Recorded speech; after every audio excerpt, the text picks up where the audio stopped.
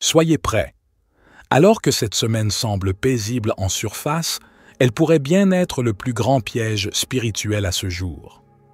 En ce moment, la Lune traverse un couloir de pression brute et inexprimée, absorbant la tension de Mercure, Vénus et Saturne et l'amplifiant comme un haut-parleur émotionnel. Mais voici la partie dont presque personne ne parle. Ce n'est pas une semaine tranquille. Elle peut sembler calme de l'extérieur, mais en dessous, une tempête se prépare. Une tempête silencieuse, sournoise. Une tempête qui frappe les gens exactement là où ils sont le plus exposés énergétiquement. Vous pourriez vous sentir embrumé, émotionnel ou simplement sur les nerfs sans raison apparente. Certains diront même qu'ils ont l'impression que le temps se plie. Oh, et il y a autre chose. La plupart des gens n'en ont aucune idée, mais cette semaine, on va vous montrer exactement où vous êtes encore vulnérable. Et la manière dont cela se produit, ça va sérieusement vous retourner l'esprit. Je reviendrai là-dessus plus tard, alors restez attentifs. Mais d'abord, il y a quelque chose de crucial que vous devez comprendre à propos de cette semaine. Il n'y a pas d'éclipse, pas de pleine lune, et pourtant, ça va exploser. Cette semaine, la Lune coule silencieusement, alors que Mercure, Saturne et Vénus sont tous en pleine transition. Mercure redevient direct, Vénus sort de sa rétrograde, Saturne est activé. Pris séparément, ce sont des bips planétaires. Mais la Lune les transforme en quelque chose que vous pouvez ressentir. C'est ce qu'on appelle une compression cosmique, la version énergétique d'une chambre à pression. Les pensées s'intensifient, les émotions s'accumulent, l'atmosphère s'épaissit. Si vous êtes spirituellement sensible, vous le sentez probablement déjà. Cette étrange anxiété sans cause, la tension émotionnelle qui monte dans votre poitrine, le sommeil agité, cette impression que quelque chose est sur le point de craquer. La clarté n'arrive pas toujours en fanfare. Parfois, elle entre en scène déguisée en confusion. Le 7 avril, Mercure redevient direct. La rétrograde est terminée. Du moins, c'est ce que vous croyez. C'est le moment où tout le monde s'attend à ce que le brouillard se dissipe. La communication devrait s'éclaircir. Les pensées devraient s'aligner. Les plans devraient enfin avancer. Mais ce n'est pas ce que vous ressentez. Pourquoi? Parce que la Lune, notre amplificateur émotionnel, baigne encore dans les échos des ombres de la rétrograde de Mercure. Vous pourriez ressentir une étrange double traction, une envie soudaine d'agir, de parler, de foncer, alors que votre cœur semble encore collé à quelque chose d'inachevé. C'est comme si la lumière s'était allumée dans une pièce pleine de pensées éparpillées et que vous réalisiez maintenant à quel point c'est le chaos. Quand Mercure redevient direct, la Lune reflète encore la confusion. Ne soyez pas surpris si d'anciennes disputes refont surface, non pas pour recommencer un combat, mais pour le terminer. Ou si quelque chose que vous pensiez avoir laissé derrière vous s'infiltre à nouveau dans votre esprit. Les messages peuvent être mal interprétés. Vos rêves pourraient devenir étrangement précis, comme s'ils tentaient de vous transmettre des instructions post-rétrogrades que vous avez manquées la première fois. Mais il y a aussi un côté positif. Certaines personnes auront des éclairs d'intuition, comme un téléchargement soudain de clarté, une connaissance limpide qui perce à travers des semaines de brouillard. C'est intense, magnifique et peut-être un peu déroutant. Ce n'est pas juste Mercure qui redevient direct, c'est Mercure qui redémarre. Et la Lune? Elle agit comme un haut-parleur, répétant tout ce que vous essayez de ne pas entendre. Une étoile des rois réveille l'ego en chacun. Dans les temps anciens, Régulus marquait l'ascension des souverains et la chute des arrogants. Et le 8 avril, la Lune frôle cette étoile. Ce n'est pas un simple alignement lunaire, c'est un catalyseur spirituel. Car lorsque la Lune, votre corps émotionnel, touche Régulus, quelque chose se passe avec l'ego. Vous le sentirez. Les gens autour de vous le sentiront. Soudainement, il y a cette envie de se redresser, de parler plus fort, de prendre plus de place. Je mérite mieux. Je ne me rabaisserai plus. Je ne resterai plus silencieux. Cela semble puissant, n'est-ce pas? Mais voici le retournement. Cette poussée de puissance personnelle vient avec son ombre. Certains entreront dans la confiance, d'autres dans l'arrogance. Certains seront activés pour affirmer leur vérité, d'autres tenteront de dominer ou d'écraser. Vous pourriez remarquer des comportements étranges, des gens soudainement froids, calculateurs ou curieusement compétitifs. Ce n'est pas personnel. Ils sont juste submergés par une vague d'énergie royale inconsciente. Et si vous êtes quelqu'un de spirituellement connecté, vous pourriez avoir l'impression d'être ciblé. Pas parce que vous avez fait quelque chose de mal, mais parce que votre lumière pousse les autres à remettre en question leur place dans la hiérarchie. Ce n'est pas une attaque, c'est le fait d'être vu. Et cela menace ceux qui n'ont pas encore trouvé leur propre couronne. La lune entrera dans la porte du lion, et pendant quelques heures, tout le monde pensera être le roi. Le 10 avril, Mercure, fraîchement sorti de rétrograde, passe près de Saturne. Et si Mercure est le message, Saturne est le juge. Ce n'est pas un transit léger. C'est une conférence de presse karmique. Chaque mot prononcé maintenant a du poids. Chaque texto, chaque conversation, chaque « je ne voulais pas dire ça comme ça » portera une lourdeur qui restera longtemps après. Certains d'entre vous auront l'impression d'avoir attendu pour dire quelque chose. Une vérité monte dans votre gorge depuis des jours, des semaines, voire plus longtemps. Mais avec Saturne qui observe, ce n'est pas juste une question de parler. Il s'agit d'assumer les conséquences de vos paroles. Et voici où cela devient étrange. La Lune n'est pas juste en train d'observer, elle absorbe. Comme un amplificateur de fréquences émotionnelles, elle capte les non-dits de ces conversations et les grave dans votre champ énergétique. Vous pourriez penser « je viens d'avoir une conversation normale », mais des heures plus tard, quelque chose continue de vous hanter. Vous pourriez en rêver, trop y réfléchir, le ressentir dans votre corps, comme si vous aviez avalé quelque chose de trop tranchant.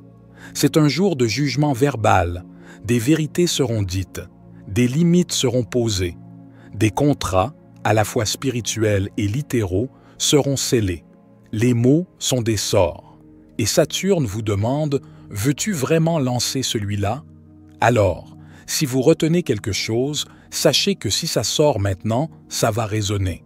Et si quelqu'un dit quelque chose qui vous touche trop profondément, ce n'est pas un hasard.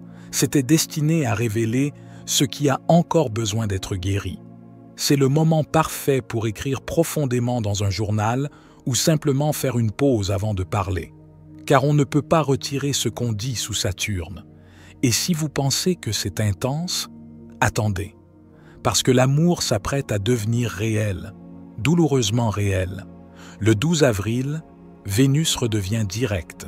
Et alors que la plupart des gens s'attendent à de la douceur, ils vont vivre quelque chose de bien plus profond. Ce ne sont pas des papillons ni de la séduction.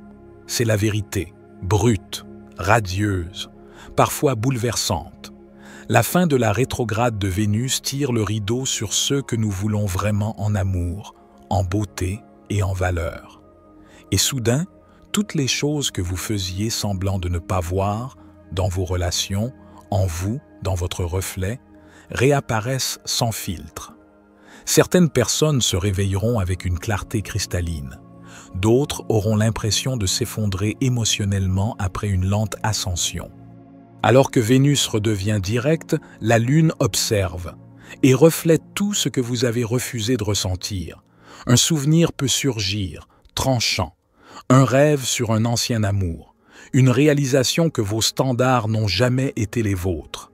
Les larmes peuvent surgir de nulle part, des aveux peuvent jaillir, les vôtres ou ceux des autres. Et si vous étiez incertain dans une relation, cette semaine vous poussera vers la clarté.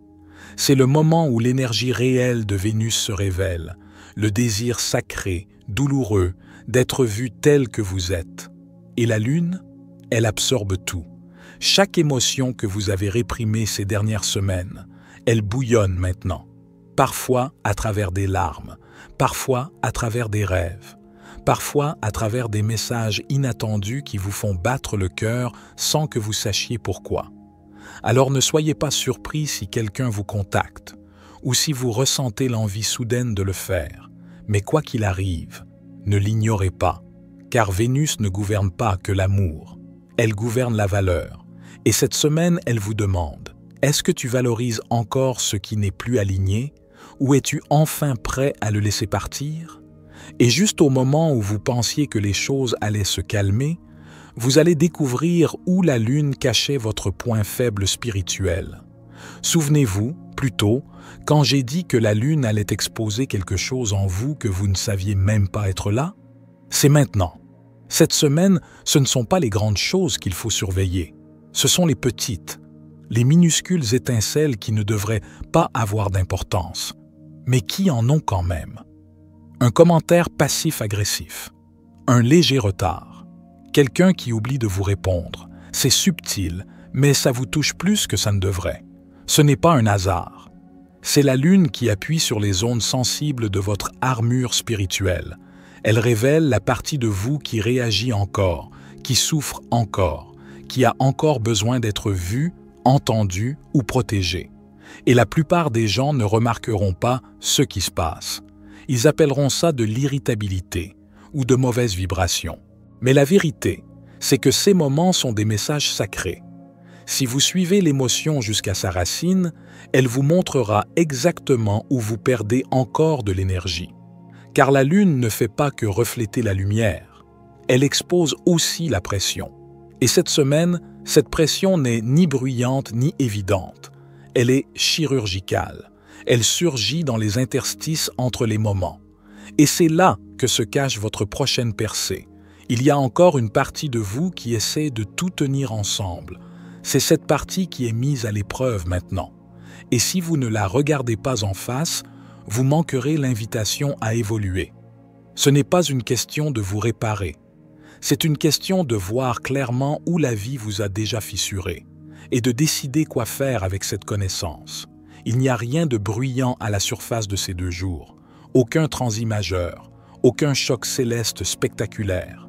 Et pourtant, quelque chose est clairement en train de se construire.